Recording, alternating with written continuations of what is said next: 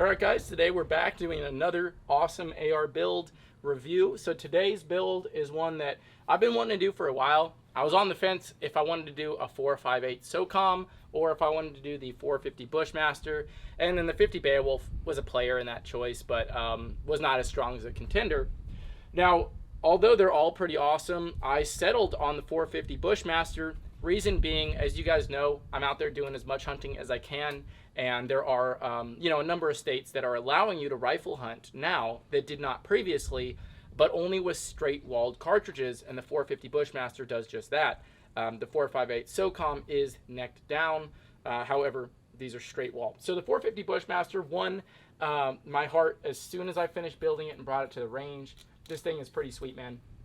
So over here on the Bushmaster, I threw on a 6-hour Buckmaster 3-9 scope. Make sure to use plenty of blue Loctite when putting this guy on due to the recoil this thing gives off.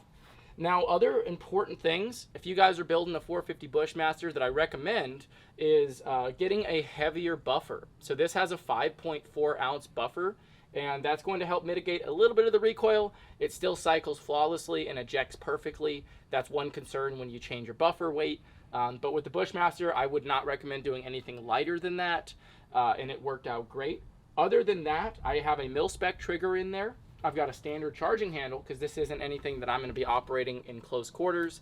I look at this as being a good hunting rifle when I'm out there trying to bring down a big hog. The Bushmaster is going to put him down, and it's just a whole hell of a lot of fun to shoot, especially if you bring your buddy out who hasn't shot one before and let him have it. It's definitely going to wake him up a little bit. So today we brought some Winchester 450 Bushmaster 260 grain power point. These rounds, they specify for deer, hog, and bear, but they are super fun. There is the box, and here is the cartridge. Got that soft lead in the front there, in front of the hollow point. So pretty cool. I have yet to go hunting with this round. I have it sighted in right now at about 100 yards. From what I hear, after about 200 yards, there is a significant drop that starts to occur. I've heard some people can get out to 250 with the right barrel. This guy is running a 16-inch barrel, so it's nothing too crazy on the length. I know the longer you get, the better the velocity, and you might be able to reach out a little bit farther. But here in Central Texas, we're really not shooting more than 150 yards when we go deer or hog hunting anyway. So this should do just fine. But with that being said, let's go ahead and put some rounds through this guy. All right. You good, Tyler? Yes, sir.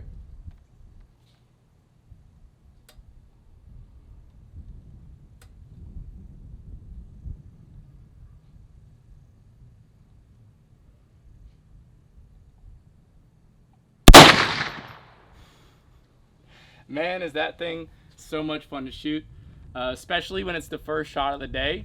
You have a memory of what it feels like, absolutely. But it doesn't do it justice. And when you put the first round downrange that day, it all comes back to you on just what a joy it is to shoot this, especially if you've built some ARs or owned some ARs. You're used to a 5.56, which has basically no recoil. I mean, very slight recoil, especially for a rifle. They're fun to shoot, don't get me wrong, and they're nice and inexpensive. I think these Bushmasters compared to it are like, I don't know, I think these are about $2 a round, $2 of fun per round. But just, so much different than shooting a standard 5.56 or my 300 Blackout. Just gives you a different experience.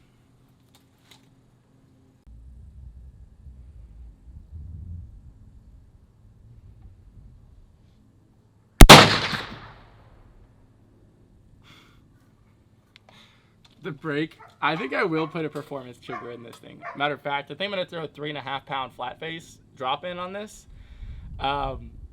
Just because the creep, like normally I don't notice it, like on most AR builds, but like the anticipation that you build after shooting this a few times, along with the creep of a standard mil-spec trigger, I mean, I'm not shooting bad over there, but I'm not shooting like I do with my Creedmoor.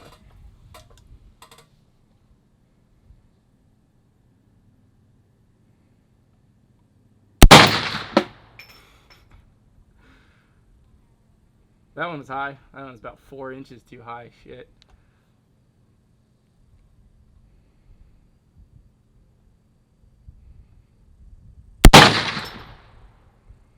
That was on the money. Now with this one right now, one of the benefits about doing like a 458 SOCOM build or a 450 Bushmaster build, or all of those, is really like you can use the normal AR mags and just switch out the follower. You want a single stack follower because basically it just takes it and converts it from a double stack 223 to a single stack with the 450, and you can do that. Personally, I just went out and bought a actual 450 Bushmaster. This is a Duramag, C Products Defense 5-round stainless steel mag. The reason being is, I'm not going to be running around with a 30-round mag for this thing, or a 10-round mag or anything like that. If I'm going hunting with this thing, I plan on taking one shot, and that shot counts. Now, hog hunting, sure. Sometimes you do have a sounder of hogs, and you need to pop off some extra shots. So there are reasons why I might get a bigger mag, but right now, it's about to be deer season. I'm going archery hunting at 2 different leases right in the beginning of October, and I plan on only going for maybe one whitetail rifle hunt this year, and doing primarily archery. So this will probably be used mainly for hogs, and when I go hog hunting, typically I'm about making an ethical shot and taking one down, and then maybe doing a follow-up if I can. But I'm not out there trying to, just rapid fire on a whole sounder if I'm not going to be making clean shots. However, I do recommend just getting a pre-made 450 mag. Now, there's nothing wrong with buying the followers, swapping the followers out. That's just not the path that I went with.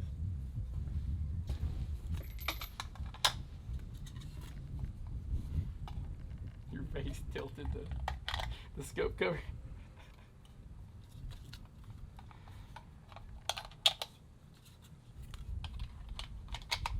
Let's see if we can find a 223 brass case around here. I'm sure we can. There's probably one right here, actually. Yeah. So here we got a 223, right? Or standard AR round. I know it's missing the little pointy part, the bullet, but there is just the case difference between the two. You can see the length isn't too much different because it's got to fit in an AR platform. That's the whole point of the 450 Bushmaster and the 458 SOCOM. So the length is not much different. It's the width, that really makes the difference. These ones are 260 grain. Your standard 5.56 rounds are going to be either 55 grain or 62 grain. Yes, you can get heavier grains if you're one of the people that are trying to take deer with the 223, and I know there are many of you guys out there that do that every year. You'll typically go for something a little bit heavier like the Winchester, X, Super X, that are specifically meant for that, and those are a little bit heavier grains. But these things are just so fun. Put some more rounds down range.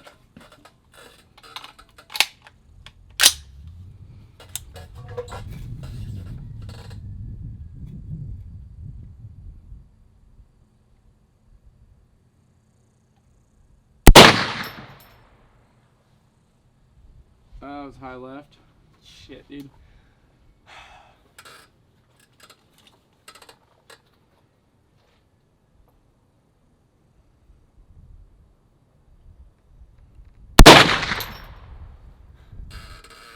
So you can sit here and blame the trigger, being a mil-spec trigger. Oh, my groups are all bad because of the trigger. And I'm going to claim that, although it's not true. It's just me pulling the shots. I'm going to say that. But I have come to the conclusion, regardless of how much that is actually affecting my shots, that I am going to do a drop-in trigger on this.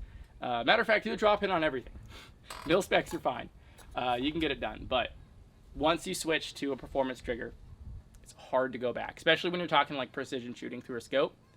If you got a home defense AR, you don't need a damn, 3.5 pound trigger on that. You can put one in, but you don't need it.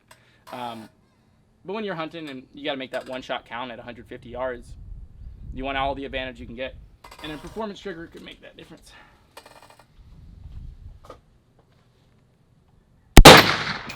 Fuck me.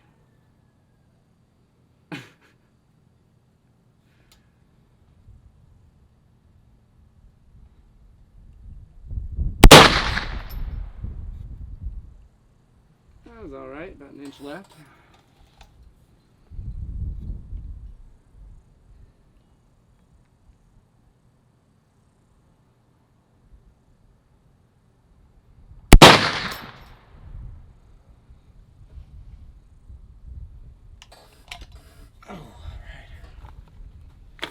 Well, I got one more in this box. So before we go and take a look at the target, we got another box we're gonna shoot. Don't worry, we're not done yet. Let's just kill this box with one more round.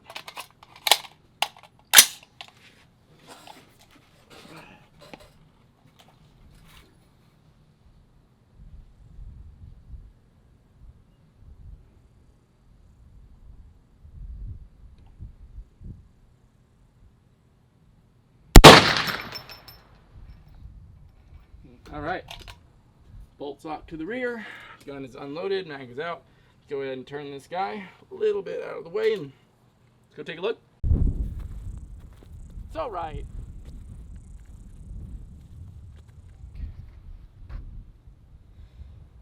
Two right here.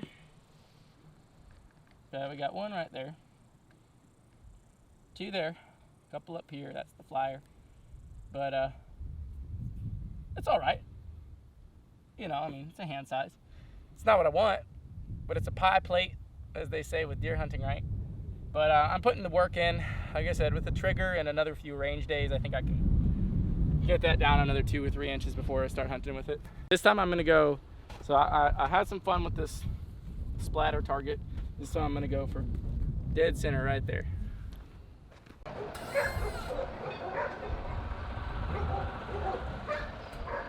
She didn't have ears, so I didn't want to be rude and just damage whatever hearing she's got left after living at the fucking range for however long she has.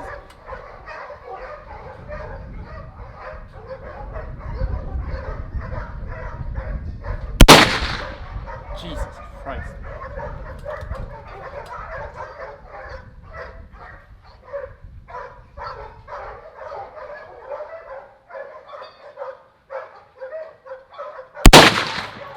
Yeah, I'm really starting to feel that anticipation, man. First few shots, not bad. First few mags aren't bad. After a while, you start to feel it, and then you just mentally start anticipating it, even if it's subconsciously. It's hard to get past that. I might do a better stock. I mean, this is a nice stock. It's a, I think it's a Magpul. Yeah, it's a Magpul.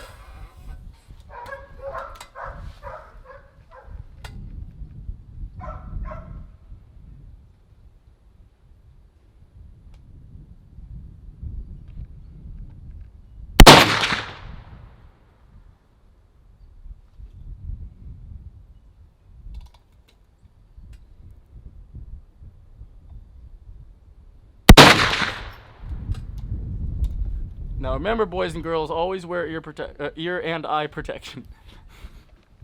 And that's it for this mag. Do, see, 2, 4, 6, 8, 10. I'm gonna do 2 more rounds. Save these. And then Tyler, you shoot.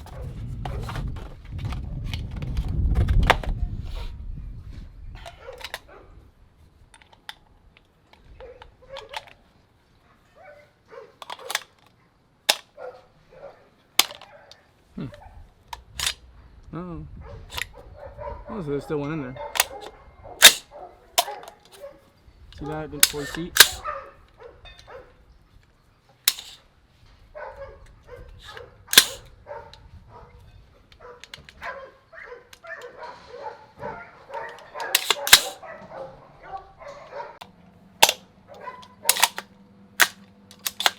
Shit. There we go. Nope.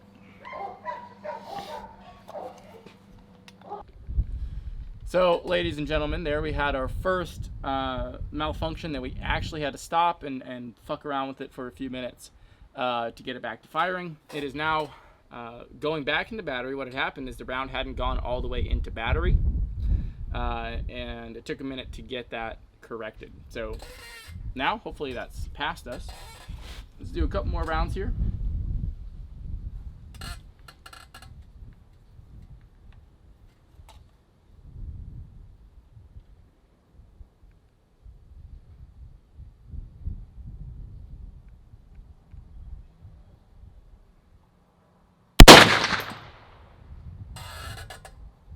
Seems to be working now.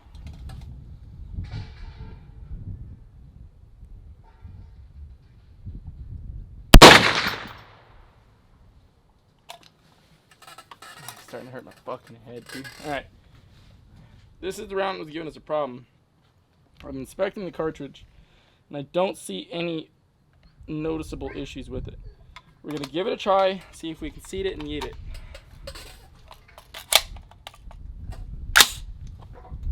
Nope.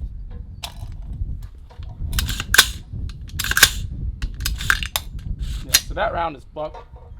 I'll keep it for a souvenir. Whatever is going on with that thing. This one is getting unseated a little bit. Yeah, so that thing's a dud. Well, we're gonna go ahead and call it there, Tyler. All right, so this gun is a whole bunch of fun to shoot. You're gonna pay a little bit more for the rounds. Building one of these suckers yourself, the biggest tips that I have to wrap it up here, get yourself a heavier buffer, okay? Get yourself a better trigger. It's not required, but I do recommend it. And other than that, make sure you got a good stock, and as always, a good scope. You wanna make sure you give yourself that 4 inches of eye relief, otherwise this thing can pop you pretty good. But overall, it's a fun gun to shoot. It's going to be great to take hunting just because, I mean, it does have the power to take down what you need it to. In North America here, I mean, there's probably not much that it wouldn't take down. I wouldn't shoot it on anything smaller than a big buck, and even then, I don't even know if I'd shoot a deer with this sucker. But I do know it would go down if you did it. Overall, ton of fun. I do recommend this Bushmaster SIG scope as well. There'll be a link in the description for that Bushmaster scope in case you guys are looking for something for your 450 Bushmaster. Make sure you guys tell me about what you used in your build. If you guys have made one of these 450s yourself, please let me know what you did. If you guys have any advice to me, let me know. I'm always learning, especially when it comes to making things in the non-standard calibers. With that being said, tune in next week. We're going to be doing another great video, and remember, Jack does all.